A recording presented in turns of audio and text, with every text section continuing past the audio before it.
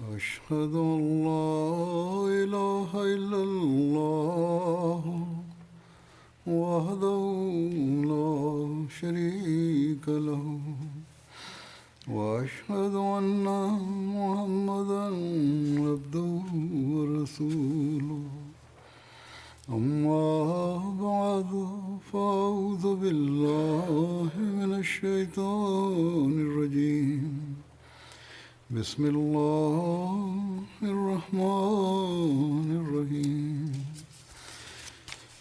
الحمد لله رب العالمين الرحمن الرحيم مالك يوم الدين إياك نعبد وإياك نستعين اهدنا الصراط المستقيم صراط الذين أنعمت عليهم غير المغضوب عليهم ولا الضالين. இன்று ரமலானின் கடைசி ஜுமா ஆகும். ரமலான் கடந்துவிட்டது. பல மக்கள் ரமலானில் இபாதத் செய்வதற்கும் தம்முள் சிறப்பான மாற்றத்தை ஏற்படுத்திக் கொள்வதற்கும் திட்டம் வகுத்து வைத்திருந்திருப்பார்கள். ஆனால் நினைத்த அளவுக்கு அவர்களால் அதன்படி அமல் செய்ய முடியவில்லை. பல மக்கள் இவ்வாறு எனக்கு கடிதம் எழுதுகிறார்கள். இன்று ரமலானின் கடைசி நாளும் சில மணி நேரத்தில் முடிவடைவிருக்கிறது. ஜுமா நாள் எத்தகைய அருளுக்குரிய நாள் என்றால் அதில் துஆ ஏற்றுக்கொள்ளப்படுவதற்கான சிறப்பான நேரம் இருக்கக்கூடிய ஒரு தருணம் வருகிறது. எனவே நமது ரமலானின் நாள்களும் நாம் ஆசை கொண்டிருந்தது போன்று கழியவில்லை, அல்லது ஒரு நம்பிக்கையாளரின் ரமலான் எவ்வாறு கழிய வேண்டுமோ அவ்வாறு கழியவில்லை என்றாலும் கூட இன்று இந்த எஞ்சிய நேரத்தில் நாம் இவ்வாறு உறுதிமொழி எடுத்துக்கொள்ள வேண்டும். மேலும் அல்லாஹ் நம்முடைய பலவீனங்களை கண்டும் காணாதவாறு நம்மீது கருணை புரிந்தவாறு அல்லாஹ் நம்மிடம் எதிர்பார்க்கும் அந்த வழியில் நாம் நம் வாழ்வை செலுத்தக்கூடியவர்களாக ஆவதற்கான நல்வாய்ப்பை நமக்கு வழங்கிட வேண்டும் என்று துஆ செய்ய வேண்டும். அல்லாஹு மிகவும் கருணையாளனாவான். அவன் நம்முடைய துஆக்களை ஏற்றுக்கொள்வதற்கு ரமலான் மாதத்தில் ஜுமா நாளில் துஆக்கள் ஏற்றுக்கொள்ளப்படக்கூடிய ஒரு நேரம் வருகிறது என்று கூறவில்லை. மாறாக ஜுமா நாளின் பொது சிறப்பாக இதை கூறியுள்ளான்.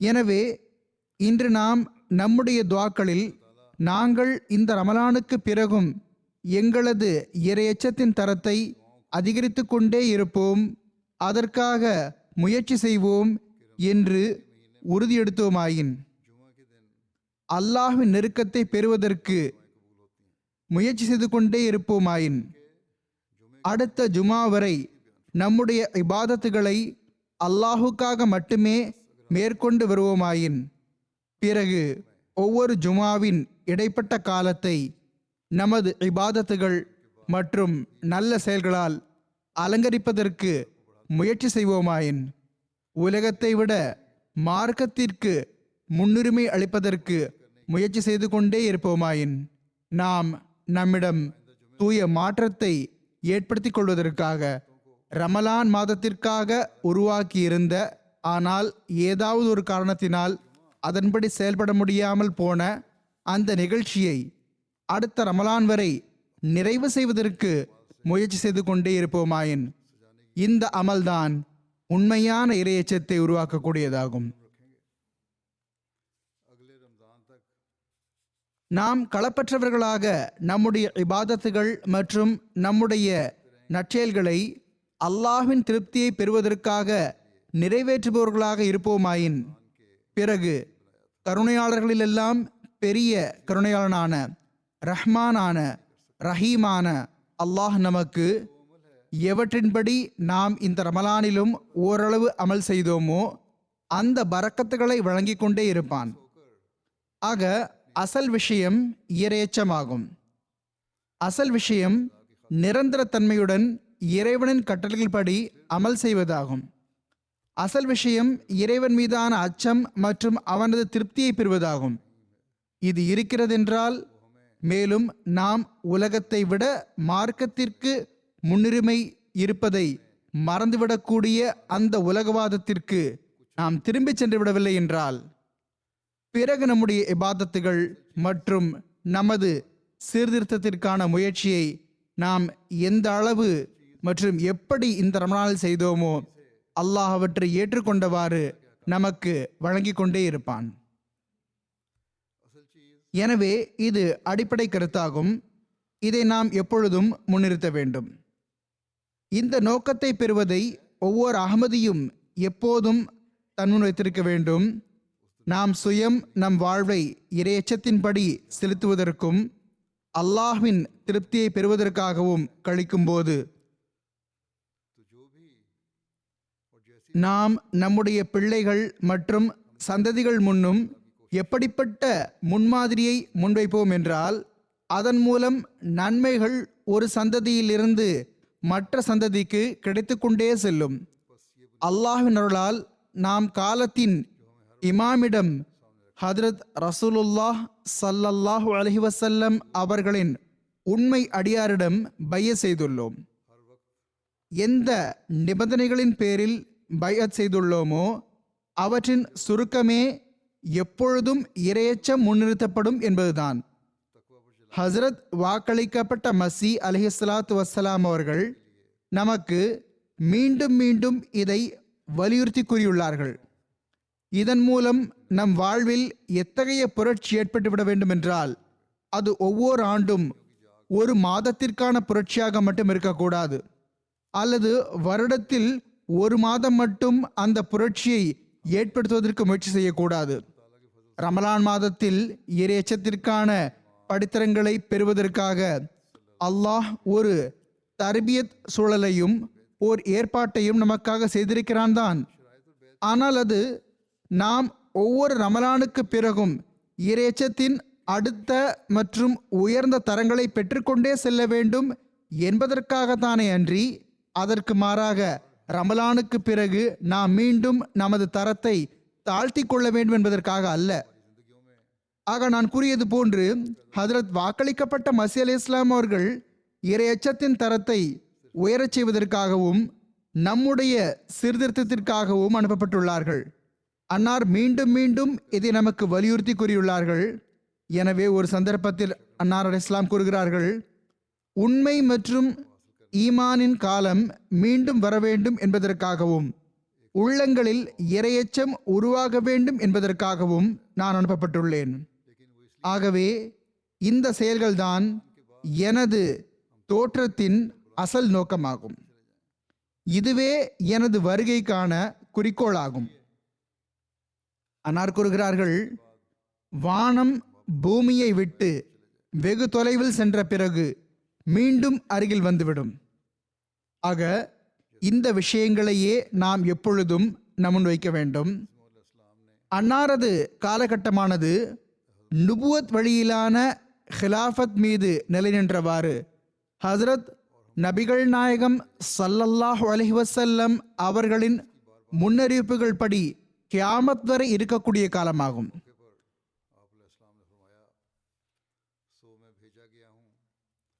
அன்னாரை ஏற்றுக்கொண்டவர்களே உண்மையில் நிலை நின்றவாறு தமது ஈமானை பாதுகாக்க வேண்டும், மேலும் அதன் உயர் தரத்தை பெற வேண்டும்.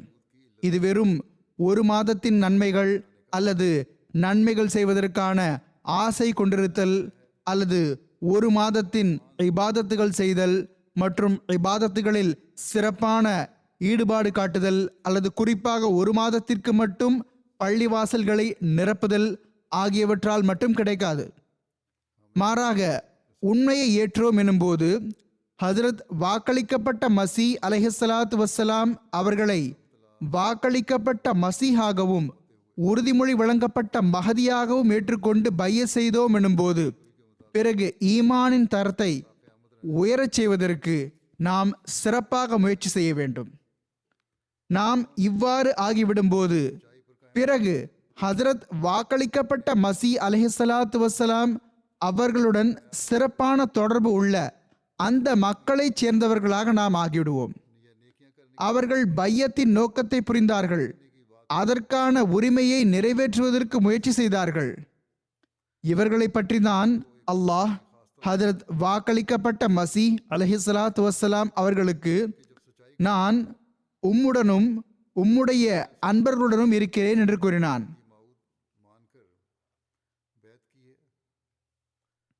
ஒருவருடைய கூற்றுகளுக்கு ஏற்ப அமல் செய்வதும் அவருடைய விருப்பங்களுக்கு ஏற்ப தம் வாழ்வை கழிப்பதுமே ஒருவரின் அன்பராக இருப்பதற்கான அடிப்படை நிபந்தனையாகும், இருக்கவும் வேண்டும். ஆக இங்கு அல்லாஹ் சுயமே ஹஜரத் வாக்களிக்கப்பட்ட மசி அலைஹிஸ்ஸலாத்து வஸ்ஸலாம் அவர்களின் அன்பர்களுடன் இருப்பதற்கான அறிவிப்பை செய்துவிட்டான். ஆக அல்லாஹ் ஒருவருடன் இருந்துவிடும்போது பிறகு அவருக்கு வேறு எந்த பொருளின் தேவை என்ன இருக்கிறது?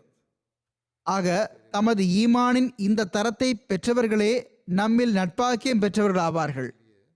அங்கு நிரந்தரமாக அவர்களுடன் அல்லாஹ் இருந்து விடுகிறான். எவருடன் அல்லாஹ் இருந்து விடுகிறானோ அவருடைய உலகமும் மறுமையுமே சீர்பட்டுவிடும். எனவே நாம் நம்முள் இறையச்சத்தை உருவாக்கியவாறு ஹஜரத் வாக்களிக்கப்பட்ட மசி அலைஹிஸ்ஸலாத்து வஸ்ஸலாம் அவர்களின் நோக்கத்தை நிறைவேற்ற வேண்டும். மேலும் இது நாம் நிரந்தர மனப்பான்மையுடன் அல்லாஹ்வின் திருப்தியை பெறுவதற்காக முயற்சி செய்யும் போதுதான் நிகழும். அன்னார் அந்த மேற்கோள்களில் இதையும் கூறினார்கள், மீண்டும் வானம் பூமிக்கு அருகில் வந்துவிடும். திருக்குர்ஆன் மற்றும் சுன்னத்தின் ஒளியில் ஹஜரத் வாக்களிக்கப்பட்ட மசி அலைஹிஸ்ஸலாத்து வஸ்ஸலாம் அவர்கள் நமக்கு விளக்கமாக கூறிய அந்த வழியில் செல்லக்கூடியவர்களாக நாம் ஆகும்போதுதான் வானம் பூமிக்கு அருகில் வரும். அப்போதுதான் அவனது அருள்கள் நம்மை வந்தடையும். அப்போதுதான் இறைவன் நமக்கு அருகில் வருவான். அப்போதுதான் நாம் அல்லாஹ்வின் அருள்கள் எனும் மழை பொழியக்கூடிய, அவர்களின் துஆக்களை அல்லாஹ் கேட்கக்கூடிய அந்த நட்பாக்கியம் பெற்ற மக்களில் இணைய முடியும். நாம் நம்முடைய வாழ்வில் இந்த காட்சியை காணும்போதுதான் நாம் நம்பிக்கையுடன் மற்றவர்களுக்கும், வாருங்கள், நீங்கள் இறைவனுடன் உண்மையான தொடர்பை உருவாக்க விரும்பினால், உங்களது ஈமானை உறுதிப்படுத்த விரும்பினால், பிறகு ஹஜரத் ரசூலுல்லாஹ் ஸல்லல்லாஹு அலைஹி வஸல்லம் அவர்களின் உண்மை அடியாரை ஏற்றுக்கொள்ளுங்கள் என்ற விஷயத்தின் பால் அழைப்பு விடுக்க முடியும். மேலும் இது இறையச்சத்தின் தரத்தை பெறுவதனால் மட்டுமே நிகழும். மேலும் நாம் இந்த தரத்தை பெற்றதன் பின்னர் அதன் மீது நிரந்தரமாக நிலைநிற்கும் போதுதான் இது நடைபெறும். பிறகு நாம் அல்லாஹ்வின் அருள்களின் காட்சிகளையும் காண்போம். ஆக நம்மில் இந்த அடிப்படையை புரிந்து கொண்டவர்கள், மேலும் வாழ்வை உண்மை மற்றும் இறையச்சத்தின் தரம் வரை கொண்டு செல்லக்கூடியவர்களாக ஆகிவிட்டவர்கள் அல்லது ஆவதற்கு முயற்சி செய்பவர்கள் ஆகிய அவர்கள்தான் அல்லாஹ்வின் அருள்களின் காட்சிகளை காண்பார்கள். நாம் நம் வாழ்வை அல்லாஹ்வின் கட்டளைகள் படி இறையச்சத்தின் வழிகளில் செல்லக்கூடியதாக ஆக்கிக் கொண்டால் நம்மில் ஒவ்வொருவராலும் இந்த காட்சியை காண முடியும். உண்மையான இறையச்சம் எது, அதன்படி நடக்கக்கூடியவர் எப்படி இருக்க வேண்டும், அல்லாஹ் அவருடன் எப்படி நடந்து கொள்கிறான் ஆகியவை பற்றி ஹஜரத் வாக்களிக்கப்பட்ட மசி அலைஹிஸ்ஸலாம் அவர்கள் கூறுகிறார்கள். உண்மையான இறையச்சத்துடன் அறிவீனம் ஒன்றிணைய முடியாது. ஆக இறையச்சமுடையவர் முட்டாளாக இருக்க முடியாது. இது அடிப்படையான விஷயமாகும். உண்மையான இறையச்சமுடையவர் இபாதத்துகள் செய்யக்கூடியவராக இருப்பார். அத்துடன் அடியார்களுக்கான உரிமையையும் செலுத்தக்கூடியவராக இருப்பார். ஆக இந்த அடிப்படை விஷயத்தை தான் நாம் எப்போதும் நம்முன் வைக்க வேண்டும். பிறகு கூறினார்கள், உண்மையான இறையச்சம் தன்னுடன் ஓர் ஒளியை கொண்டிருக்கும். இது குறித்து அல்லாஹ் திருக்குர்ஆனில் இவ்வாறு கூறுகிறான், யா ஐயுஹல்லதீன ஆமனு இன் தத்தகுல்லாஹ யஜ்அல் லக்கும் ஃபுர்கானன் வ யுகஃபிர் அன்கும் ஸய்யிஆத்திக்கும் யஜ்அல் லக்கும் நூரம் தம்ஷூன பிஹ். அதாவது, நம்பிக்கை கொண்டவர்களே, நீங்கள் இறையச்சமுடையவர்களாக இருப்பதில் நிலைத்து நின்றால், அல்லாஹுக்காக இறையச்சம் எனும் பண்பு நிலை நின்றால், மற்றும் உறுதிப்பாடு ஆகியவற்றை மேற்கொண்டால் அல்லாஹ் உங்களுக்கும் மற்றவர்களுக்கும் இடையில் வித்தியாசம் ஏற்படுத்தி விடுவான். ஹதரத் வாக்களிக்கப்பட்ட மஸீஹ் அலைஹிஸ்ஸலாம் அவர்கள் விளக்க உரையாக இதற்கு மொழியாக்கம் செய்கிறார்கள். அல்லாஹுக்காக இறையச்சம் எனும் பண்பு நிலை நின்றால் மற்றும் உறுதிப்பாடு ஆகியவற்றை மேற்கொண்டால் அல்லாஹ் உங்களுக்கும் மற்றவர்களுக்கும் இடையில் வித்தியாசத்தை ஏற்படுத்தி விடுவான். அந்த வித்தியாசம் என்னவென்றால், உங்களுக்கு ஓர் ஒளி வழங்கப்படும். அந்த ஒளியுடன் நீங்கள் உங்களது அனைத்து வழிகளிலும் செல்வீர்கள். அதாவது அந்த ஒளி உங்களது செயல்கள், சொற்கள், ஆற்றல்கள் மற்றும் புலன்கள் ஆகியவற்றில் வந்துவிடும். உங்களது அறிவிலும் ஒளி இருக்கும், உங்களது ஒரு ஊகத்திலும் ஒளி இருக்கும், உங்களுடைய கண்களிலும் ஒளி இருக்கும், உங்களுடைய காதுகள், உங்களுடைய நாவுகள், உங்களுடைய கூற்றுக்கள், உங்களுடைய ஒவ்வொரு அசைவுகள் மற்றும் அசைவின்மையிலும் ஒளி இருக்கும். நீங்கள் எந்த பாதைகளில் செல்வீர்களோ அவை ஒளி பெற்றுவிடும். ஆக எவ்வளவு உங்களுடைய வழிகள் உள்ளனவோ, உங்களுடைய ஆற்றல்களின் வழிகள் உள்ளனவோ, உங்களுடைய புலன்களின் வழிகள் உள்ளனவோ, அவை அனைத்தும் ஒளியால் நிரம்பிவிடும். மேலும் நீங்கள் தலை முதல் கால் வரை ஒளியிலேயே நடப்பீர்கள். ஆக இந்த தரத்தை தான் ஒரு நம்பிக்கையாளர், ஓர் இறையச்சமுடையவர் பெறுவதற்காக முயற்சி செய்ய வேண்டும். ரமலான் கடந்து விட்டதென்றாலும் நாம் அந்த தரத்தை பெறுவதற்கு முயற்சி செய்ய முடியும். நம்மில் அந்த தரத்தை பெற்றுவிட்டவர்கள் நட்பாக்கியம் பெற்றவர்களாவார்கள். நம்முடைய ஒவ்வொரு சொல் மற்றும் செயலிலும் அல்லாஹ்வின் ஆதிக்கம் இருக்கும். நம்முடைய ஒவ்வொரு செயலும் அல்லாஹ்வின் திருப்தியை பெறுவதற்காக இருக்கும். நம் நடை, உடை, பாவனை ஆகிய அனைத்தும் சுருக்கமாக ஒவ்வொரு செயலும் அல்லாஹ்வின் திருப்தியை பெறுவதற்காக இருக்க வேண்டும். இது இருக்கும்போதுதான் நாம் அல்லாஹ்வின் ஒளியிலிருந்து பங்கு பெறக்கூடியவர்களாக இருப்போம். உலகத்தின் பொழிவுகளுக்கு பதிலாக அல்லாஹ்வின் திருப்தியை பெறுவது நமது நோக்கமாக இருக்கும். அப்போதுதான் நாம் ஹஜ்ரத் வாக்களிக்கப்பட்ட மஸீஹ் அலைஹிஸ்ஸலாத்து வஸ்ஸலாம் அவர்களின் வருகையின் நோக்கத்தை நிறைவேற்றக்கூடியவர்களாக இருப்போம். நாம் ஒரு முயற்சியுடன் நமது வாக்குறுதியை நிறைவேற்றக்கூடியவர்களாக இருப்போம். இந்த தூய மாற்றத்தை நாம் நம் வாழ்வின் அங்கமாக ஆக்குவதற்கான விருப்பத்தை கொண்டிருக்கவில்லையாயின், அதற்காக முயற்சி செய்யவில்லையாயின் நம்முடைய வாதங்கள் தவறாகும். பிறகு ரமலானில் தற்காலிகமாக செய்த நன்மைகளும் நமக்கு எந்த பயனும் அளிக்காது. எனவே திருக்குர்ஆனின் வசனத்தின் ஒளியில் ஹஸ்ரத் வாக்களிக்கப்பட்ட மஸீஹ் அலைஹிஸ்ஸலாத்து வஸ்ஸலாம் அவர்கள் எடுத்துரைத்த அந்த இறையச்சத்தை பெறுவதற்காக நாம் தொடர்ச்சியாக முயற்சி செய்கிறோமா என்ற சிந்தனையோடு எப்பொழுதும் நம்மை சுய ஆய்வு செய்ய வேண்டும். நாம் நம் வாழ்வை இவ்வாறு அமைத்துக் கொள்வதற்கு முயற்சி செய்கிறோம் என்றால் நிச்சயமாக நாம் ஷைத்தானோடு போரிடுவதற்கும் ஆயத்தமாக இருக்கிறோம். பிறகு ஷைத்தானுடனான அந்த போரில் அல்லாஹ் நமக்கு உதவி புரிவான். மேலும் ஷைத்தானின் ஒவ்வொரு தாக்குதலையும் தோல்வியுறச் செய்து விடுவான். ஷைத்தானோ இந்த காலத்தில் நம்மை எல்லா பக்கத்திலிருந்தும் சூழ்ந்துள்ளான். இறைவனின் உதவியின்றி அவனது பிடியிலிருந்து வெளியேறுவது சாத்தியமே இல்லை.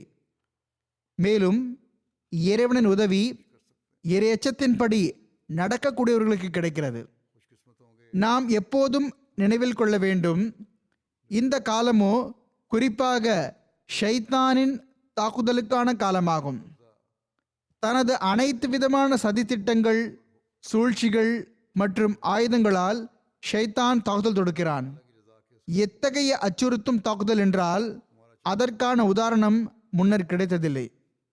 எனவே இத்தகைய சூழ்நிலையில் குறிப்பாக அல்லாஹின் பக்கம் குடிய வேண்டிய தேவையுள்ளது.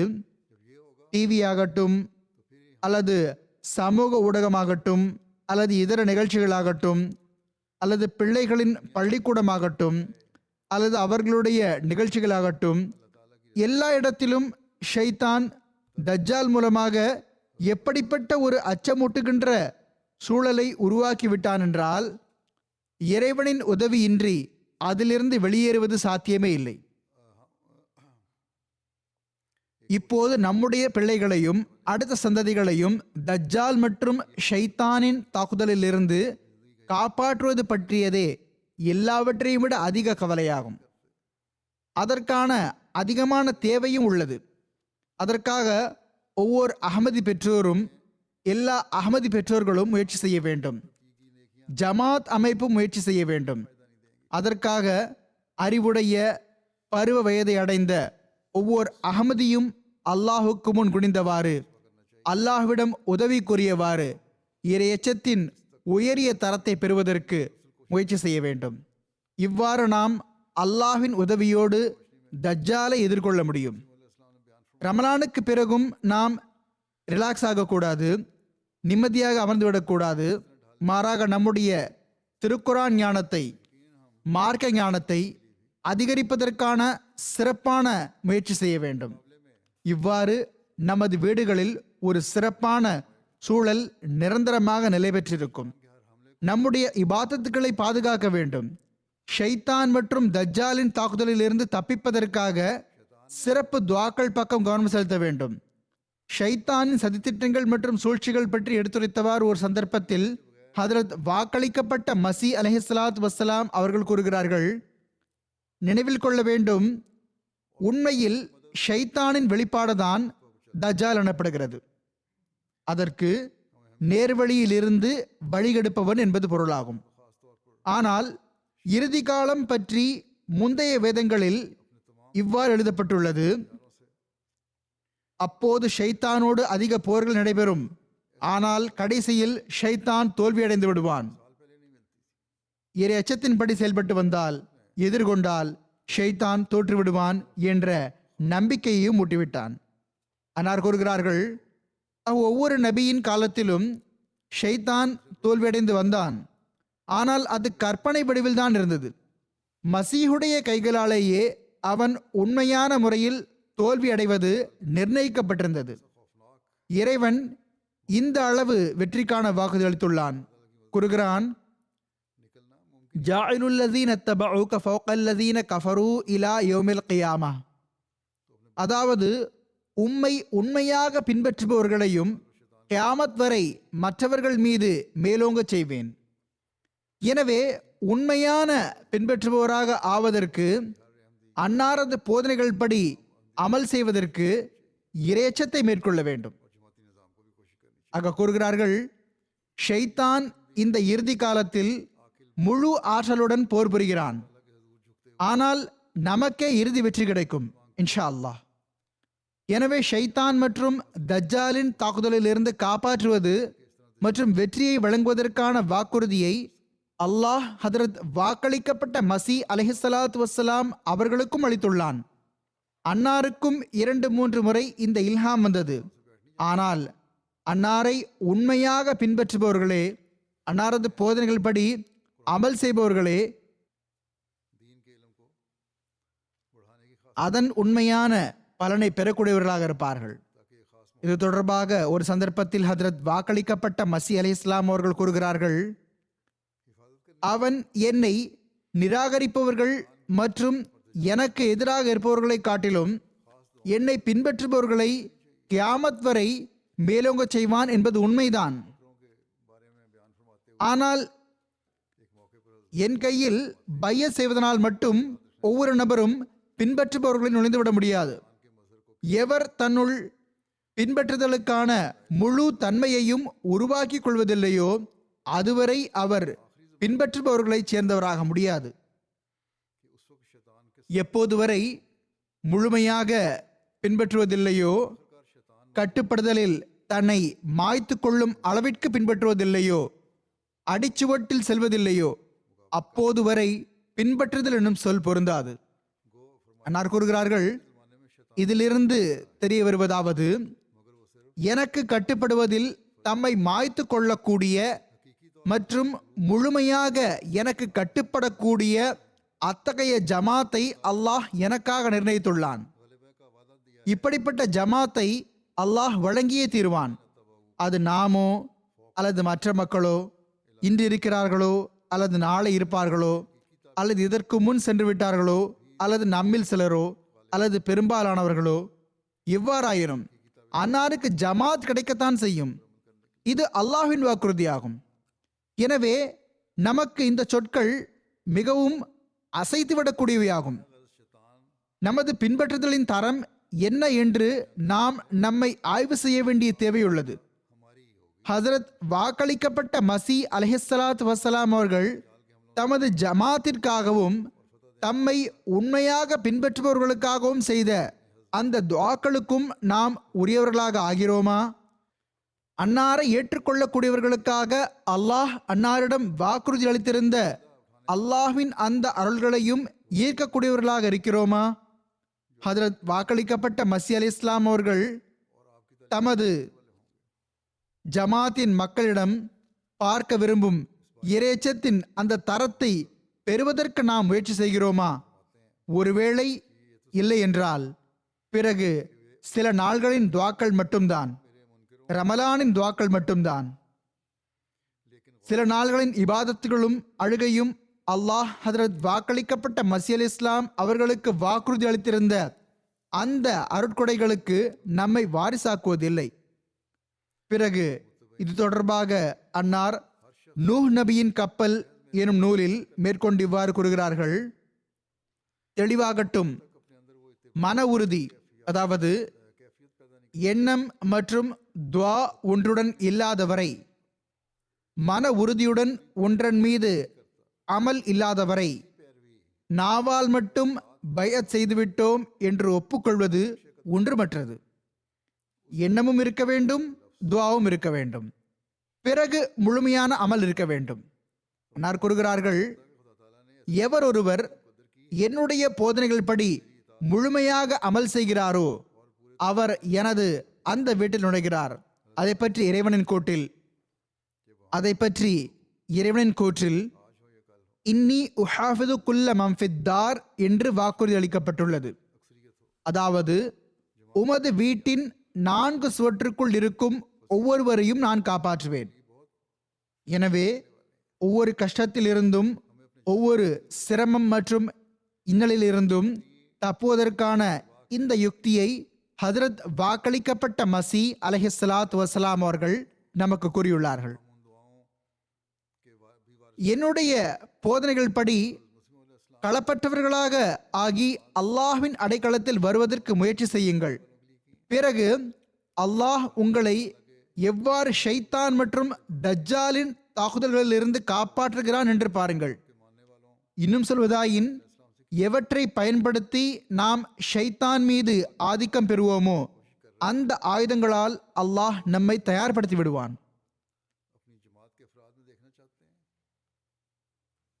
நாம் தப்பித்துக் கொள்பவர்களாக மட்டுமே அல்லாமல் அதற்கும் மேற்பட்டு அவனை கொள்பவர்களாகவும் ஆகிவிடுவோம். ஷைத்தானை நிரந்தரமாக விலக்கக்கூடியவர்களாக, தஜ்ஜாலின் தாக்குதல்களிலிருந்து தப்புபவர்களாக இருப்போம், அவனை அழிப்பவர்களாக இருப்போம். ஹஜ்ரத் வாக்களிக்கப்பட்ட மசி அலைஹிஸ்ஸலாத்து வஸ்ஸலாம் அவர்கள் ஒரு சந்தர்ப்பத்தில் கூறினார்கள், ஆனால் இதை நினைவில் கொள்ள வேண்டும், அவன் மரணிப்பது, அதாவது ஷைத்தான் மரணிப்பது என்பது ஷைத்தான் மரணித்து விட்டான் என்று நாவால் கூறிவிட்டோம், அவன் மரணித்து விடுவான் என்ற அளவு மட்டுமல்ல. மாறாக ஷைத்தான் மரணித்து விட்டான் என்று நீங்கள் செயல் ரீதியாக காட்ட வேண்டும். ஷைத்தானின் மரணத்தை பேச்சால் அல்ல, மாறாக நிலையால் வெளிப்படுத்த வேண்டும். ஷைத்தான் மரணித்து விட்டான் என்று வாயால் மட்டும் அறிவித்துக் கொண்டிருக்காதீர்கள். மாறாக நமது ஒவ்வொரு அமலும், நமது ஒவ்வொரு நிலையும் நாம் நமது ஷைத்தானை கொன்றுவிட்டோம் என்ற விஷயத்தை வெளிப்படுத்தக்கூடியதாக இருக்க வேண்டும். இறுதி மசீஹின் காலத்தில் ஷைத்தான் முற்றிலும் மரணித்து விடுவான் என்று அல்லாஹின் வாக்குறுதி உள்ளது. ஆக ஷைத்தான் ஒவ்வொரு மனிதனோடும் இருக்கிறான். ஆனால் கண்ணியத்திற்குரிய நம் நபி ஸல்லல்லாஹு அலைஹி வஸல்லம் அவர்களுக்கான ஷைத்தான் முஸ்லிம் ஆகிவிட்டான். இது ஒரு உதாரணமாகும். நம்முன் சுன்னத்தை எடுத்து வைக்கிறார்கள். நாம் ஷைத்தானை கட்டுப்பாட்டில் கொண்டு வர வேண்டும் என்றால் இந்த சுன்னத் படி செயல்பட வேண்டும். அன்னார் கூறுகிறார்கள், இவ்வாறே இந்த காலத்தில் ஷைத்தான் முற்றிலும் வேறறுக்கப்படுவான் என்று அல்லாஹ்வின் வாக்குறுதி உள்ளது.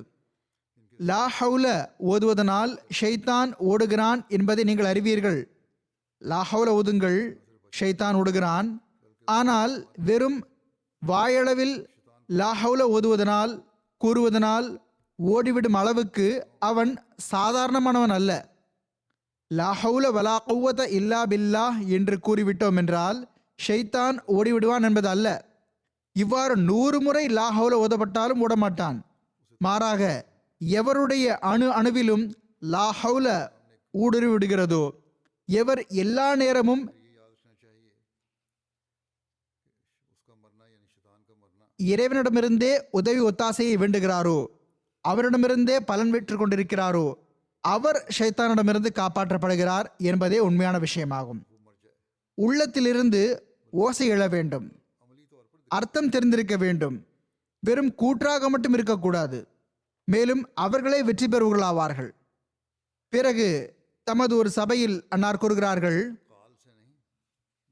நினைவில் கொள்ளுங்கள், இறைவன் திருக்குர்ஆனை துஆவுடன் ஆரம்பித்துள்ளான். இறைவன் திருக்குர்ஆனை துஆவுடன் ஆரம்பித்துள்ளான். நினைவில் கொள்ளுங்கள், இறைவன் திருக்குர்ஆனை துஆவுடனேயே ஆரம்பித்துள்ளான். பிறகு அதை துஆவுடனேயே முடிக்கவும் செய்துள்ளான்.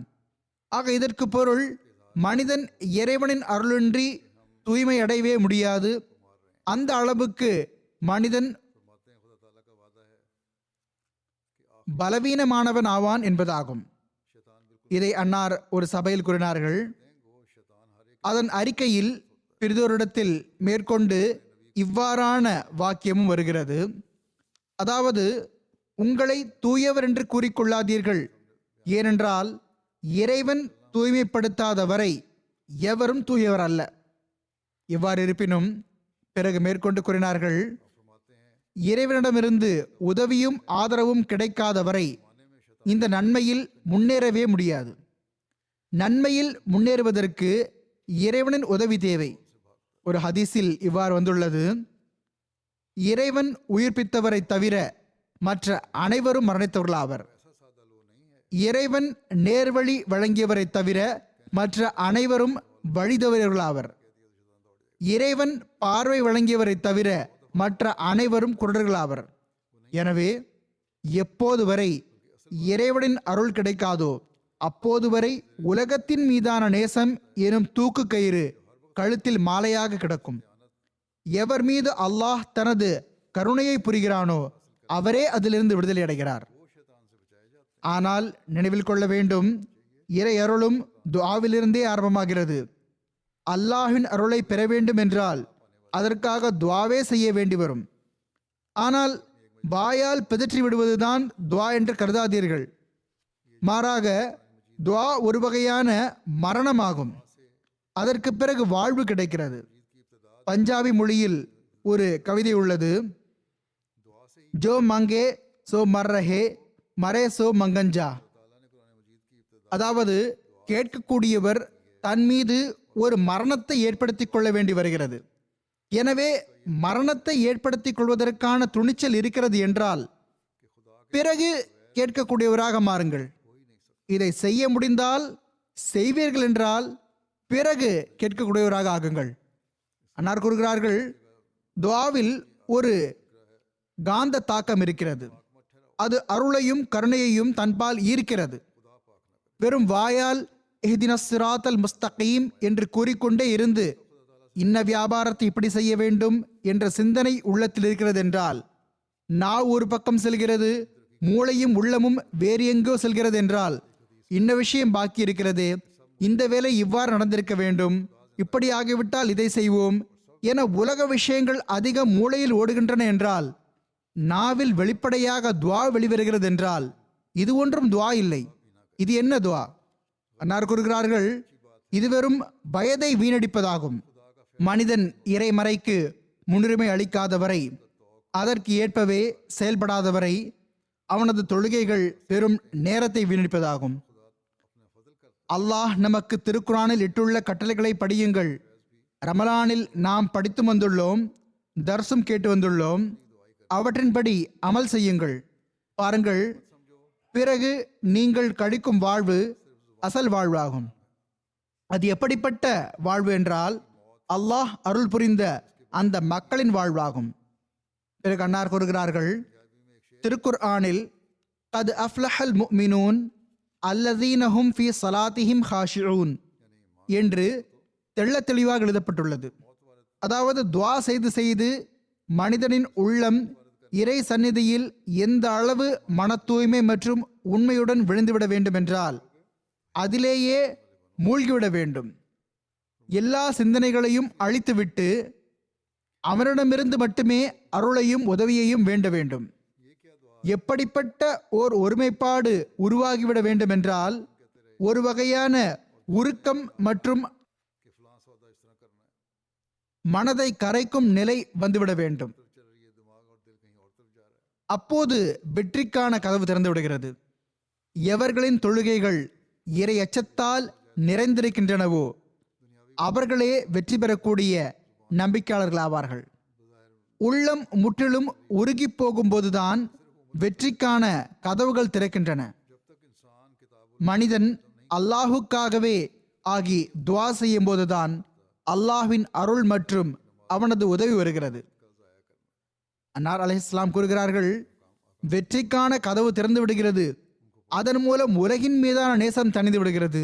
ஏனென்றால் இரண்டு அன்புகள் ஓரிடத்தில் ஒன்றிணையவே முடியாது. இது குறித்து இவ்வாறு எழுதப்பட்டுள்ளது, ஹம் खुदा खाही बहमे दुनियाए दूं ஈ खयाल अस्त व மஹால் அஸ்த் வ ஜுனூன். அதாவது, நீ இறைவனையும் வேண்டுகிறாய், இந்த அற்பமான உலகையும் வேண்டுகிறாய். இது வெறும் கற்பனையாகும். இவையோ சிந்தனைகளாகும். இவை சாத்தியமற்ற விஷயங்களாகும். இந்த இரண்டு விஷயங்களும் ஒன்றிணையவே முடியாது. இவை பித்து பிடித்த விஷயங்களாகும், பைத்தியக்காரத்தனமாகும். அன்னார் அலைஹிஸ்ஸலாம் கூறுகிறார்கள், இதனாலேயே இதற்கு பிறகே இறைவன் கூறுகிறான், வல்லதீனஹும் அனில் லக்வி முரிதூன். இங்கு வீணான விஷயம் என்பது உலகை குறிக்கிறது. அதாவது மனிதனுக்கு தொழுகையில் இறைவன் மீதான அச்சமும் உருக்கமும் உருவாக ஆரம்பிக்கும் போது பிறகு அதன் விளைவாக அவனது உள்ளத்தில் இருந்து உலகத்தின் மீதான நேசம் தணிந்து விடுகிறது. அதற்கு அர்த்தம் அவன் விவசாயத்தை அல்லது வியாபாரத்தை அல்லது தொழிலை விட்டுவிடுகிறான் என்பது அல்ல. மாறாக அவன் ஏமாற்றம் அளிக்கக்கூடிய, இறைவனை விட்டும் கவனமற்றவனாக ஆக்கக்கூடிய உலக பணிகளிலிருந்து விலக ஆரம்பிக்கிறான். பிறகு அல்லாஹ்வின் கட்டளைகளுக்கு எதிராக உள்ள உலக பணிகளிலிருந்து தவிர்ந்திருக்கிறான். அதற்கு மேற்கொண்டு விளக்கமாக அடுத்த ஒரு இடத்தில் இவ்வாறு எழுதப்பட்டுள்ளது. இது ஒரு சபையில் கூறப்பட்டதாகும். அன்னார் கூறுகிறார்கள், அல்லாஹ் கூறுகிறான்,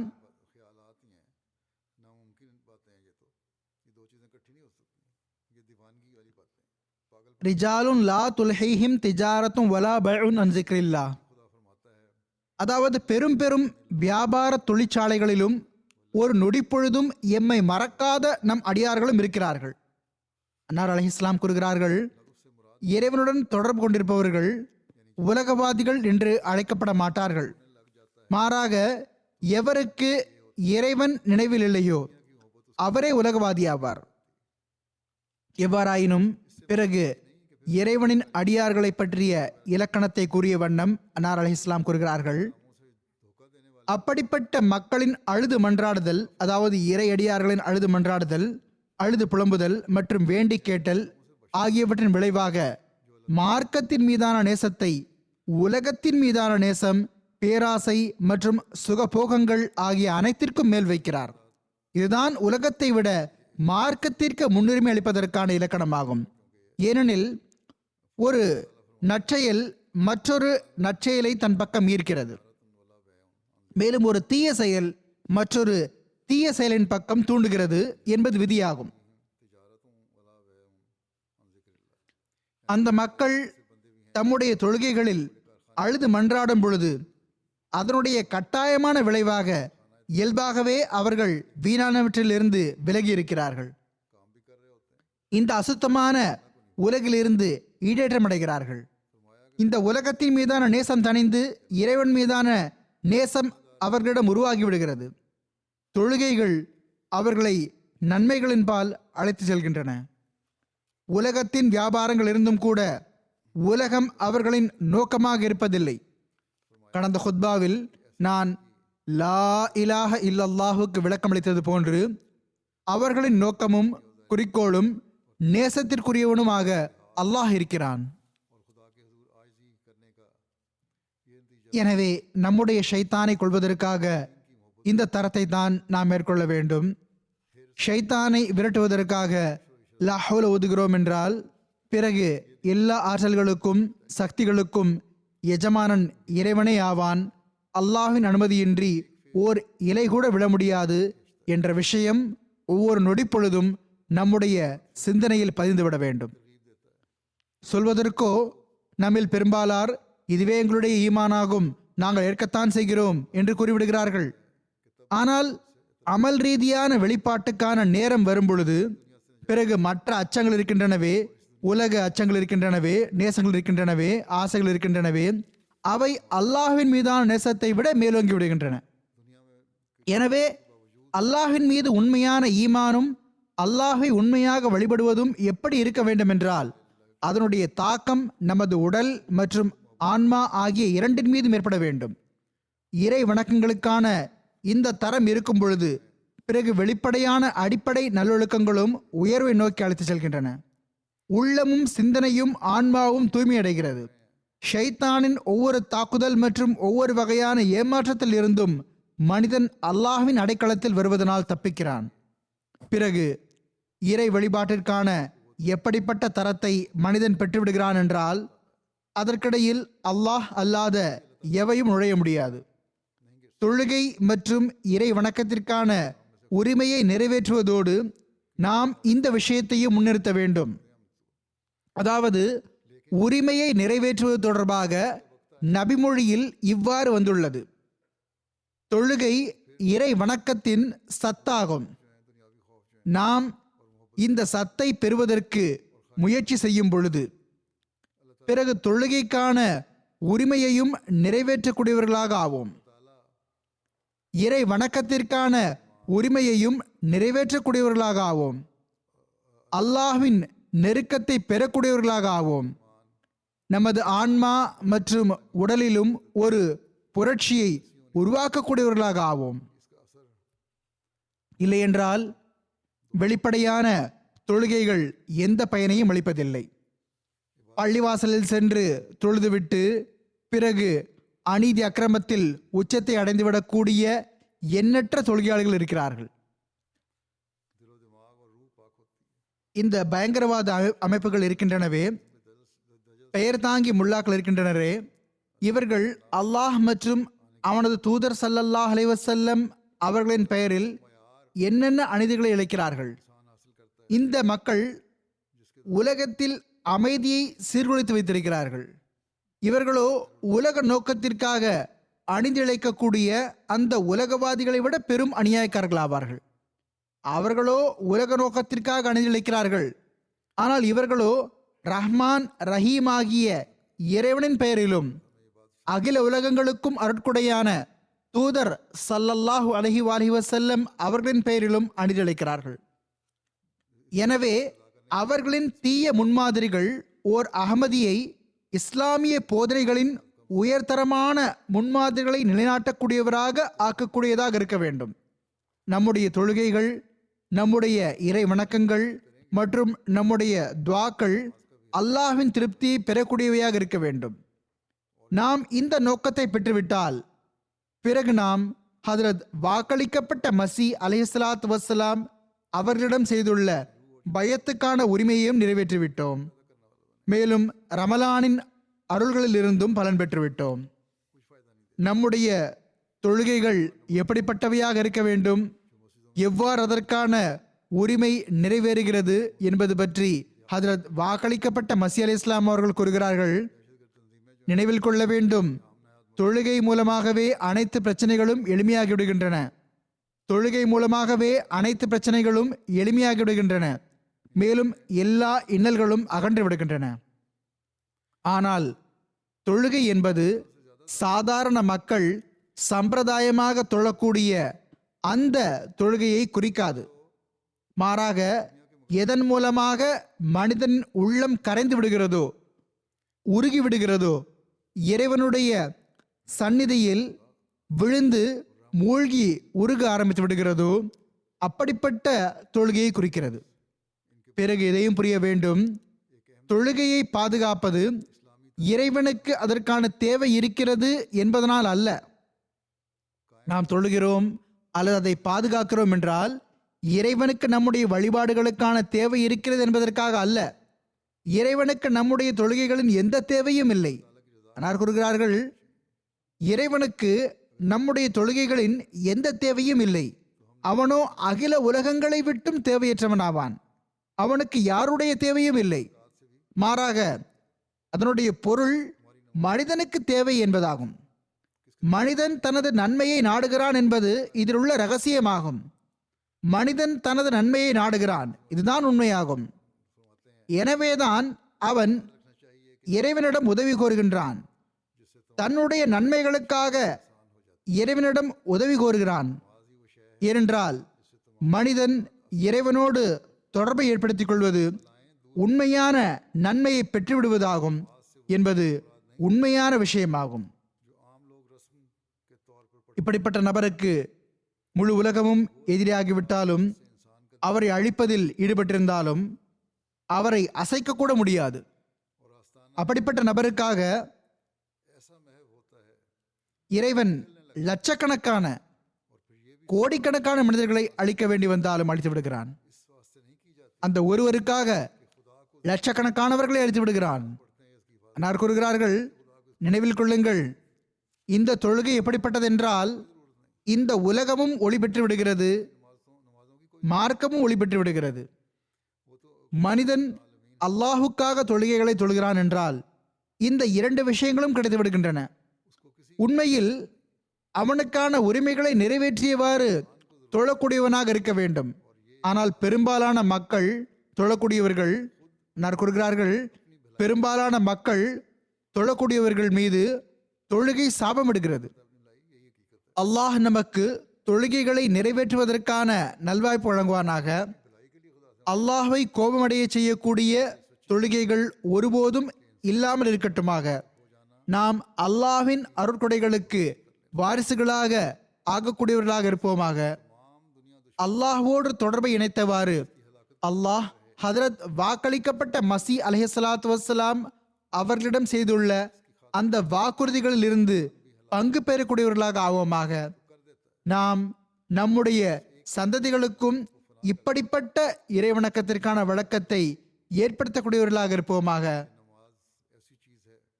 அது அவர்களது நிலைத்திருத்தல் மற்றும் வருங்கால சந்ததிகளின் நிலைத்திருத்தலுக்கான உத்தரவாதமாகட்டுமாக. இது நடக்கும் பொழுது பிறகு ஹதரத் வாக்களிக்கப்பட்ட மசி அலைஹிஸ்ஸலாத்து வஸ்ஸலாம் அவர்கள் கூறியது போன்று உலகத்தின் எந்த ஏமாற்றமும் ஷைத்தானின் எந்த தாக்குதலும் நம்மை ஒன்றுமே செய்ய முடியாது. உலகம் 1000 தான் நமது அழிவு நாசத்திற்கான திட்டம் திட்டட்டும், நமக்கு அதனால் எந்த ஒரு இழப்பையும் ஏற்படுத்த முடியாது. இன்னும் சொல்ல போனால் ஹதரத் வாக்களிக்கப்பட்ட மசி அலைஹிஸ்ஸலாத்து வஸ்ஸலாம் அவர்கள் கூறியது போன்று அல்லாஹ் தன் அடியார்களுக்காக லட்சக்கணக்கான கோடிக்கணக்கான மக்களையும் அளித்து விடுகிறான். எனவே அல்லாஹ்வின் நேசம் மற்றும் அவனது திருப்தியை பெறுவதற்காக நாம் நம்முடைய இறை வணக்கங்களின் தரத்தை மிகவும் உயர்த்த வேண்டும். தஜ்ஜாலோ இந்த காலத்தில் அழியவிருக்கிறான். இது அல்லாஹ் ஹதரத் வாக்களிக்கப்பட்ட மசி அலைஹிஸ்ஸலாத்து வஸ்ஸலாம் அவர்களுக்கு அளித்த வாக்குறுதியாகும். இதில் எந்த சந்தேகமும் இல்லை. நாம் நம்முடைய இறை வணக்கங்களின் தரத்தை உயர்த்தியவாறு, நம்முடைய நிலைமையை சீர்படுத்தியவாறு ஹதரத் வாக்களிக்கப்பட்ட மசி அலைஹிஸ்ஸலாத்து வஸ்ஸலாம் அவர்களின் ஜமாத்தில் இணைந்ததற்கான உரிமையை நிறைவேற்றிய அந்த மக்களில் இணைந்துவிட்டால் இது நமது நட்பாக்கியமாக இருக்கும். இந்த உரிமையை நிறைவேற்றுவதற்காக ஹதரத் வாக்களிக்கப்பட்ட மசி அலி இஸ்லாம் அவர்கள் இந்த ஒரு யுக்தியையும் எடுத்துரைத்துள்ளார்கள். அதாவது அழுது மன்றாடுதல், உருகுதல் மற்றும் வேண்டி கேட்டல். அதாவது அழுதல், மேலும் மிக அதிகமாக தேம்பி தேம்பி அழுதல் மற்றும் இறைவனுக்கு முன்னால் பணிவை மேற்கொள்வதன் மூலமாகவே கிடைக்கிறது. எனவே இந்த அந்தஸ்தை பெறுவதற்கு முயற்சி செய்யுங்கள். எவ்வாறு பெற வேண்டும்? அன்னார் கூறுகிறார்கள், உங்களது இரவு, உங்களது பகல் என எந்த நேரமும் துஆ அல்லாமல் இருக்கக்கூடாது. ஆக இந்த நிலை ஏற்படும் போது பிறகு நாம் அல்லாஹ்வின் அருள்களுக்கு வாரிசாவோம். ஒவ்வொரு ஷைத்தானிய தாக்குதலும் தஜ்ஜாலிய தாக்குதலும் தோற்று போகும். நாம் அல்லாஹ் மற்றும் அவனது தூதர் ஸல்லல்லாஹு அலைஹி வஸல்லம் அவர்களின் போதனைகள் படி அமல் செய்தவாறு ஹஜரத் வாக்களிக்கப்பட்ட மஸீ அலைஹிஸ்ஸலாத்து வஸ்ஸலாம் அவர்களின் விருப்பப்படி வாழ்வை கழிப்பவர்களாக இருப்பதற்கு அல்லாஹ் நமக்கு நல்வாய்ப்பு வழங்குவானாக. நாம் ஹஜரத் வாக்களிக்கப்பட்ட மஸீ அலைஹிஸ்ஸலாத்து வஸ்ஸலாம் அவர்களிடம் செய்துள்ள பைஅத்துக்கான உரிமையை நிறைவேற்றுபவர்களாக இருப்போமாக. அல்லாஹ்வின் திருப்தி நமது நோக்கமாக இருக்கட்டுமாக. நமது நிலைமைகளை அல்லாஹ்வின் திருப்திக்கு ஏற்ப ஆக்கக்கூடிய அத்தகைய தூய மாற்றங்களை நம்முள் ஏற்படுத்தி கொள்ளாதவரை நிம்மதியாக அமர மாட்டோம் என்று உறுதியெடுக்கக்கூடியவர்களாக இருப்போமாக. நாம் ஒருபோதும் நமக்குள்ளும் நம்முடைய சந்ததிகளுக்குள்ளும் ஷைத்தானை நுழைய விடாமல் இருப்போமாக. அதற்காக இயன்ற அளவிலான அனைத்து முயற்சிகளையும் மேற்கொள்வோமாக. அதற்காக அல்லாஹ் மற்றும் அவனது தூதர் ஸல்லல்லாஹு அலைஹி வஸல்லம் அவர்கள் போதித்த அந்த அனைத்து முயற்சிகளையும் மேற்கொள்வோமாக. அது மட்டுமின்றி உலகையும் ஷைத்தான் மற்றும் தஜ்ஜாலிடமிருந்து தூய்மையாக்குவதற்கு முழுமையாக முயற்சி செய்வோமாக. அல்லாஹ் நமக்கு அதற்கான நல்வாய்ப்பு வழங்குவானாக. பாகிஸ்தானின் அகமதிகளுக்காகவும் துஆ செய்யுங்கள். அல்லாஹ் அவர்களை எதிரிகளின் தீங்கிலிருந்து பாதுகாத்து வைப்பானாக. தீயவர்களின் தீங்கை அவர்கள் மீதே திருப்புவானாக.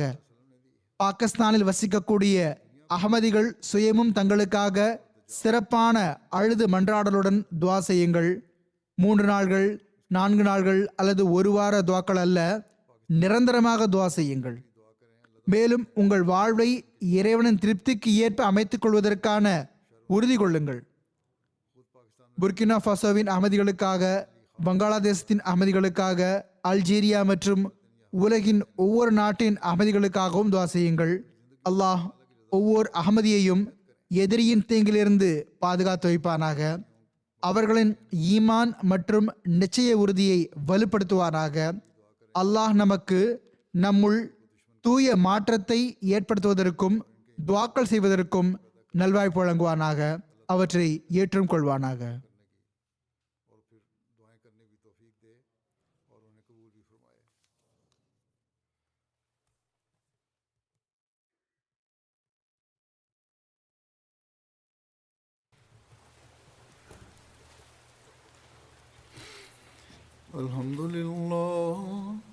Alhamdulillah nahmaduhu wa nasta'inuhu wa nastaghfiruhu wa nu'minu bihi wa natawakkalu alayhi wa na'udhu billahi min shururi anfusina wa min sayyiati a'malina. Man yahdihillahu fala mudilla lahu ومن يضلل فلا هادي له ونشهد أن لا إله إلا الله ونشهد أن محمدا عبده ورسوله. عباد الله رحمكم الله إن الله يأمر بالعدل والإحسان وإيتاء ذي القربى وينهى عن الفحشاء والمنكر والبغي يعظكم لعلكم تذكرون. اذكروا الله يذكركم وادعوه يستجب لكم ولذكر الله أكبر.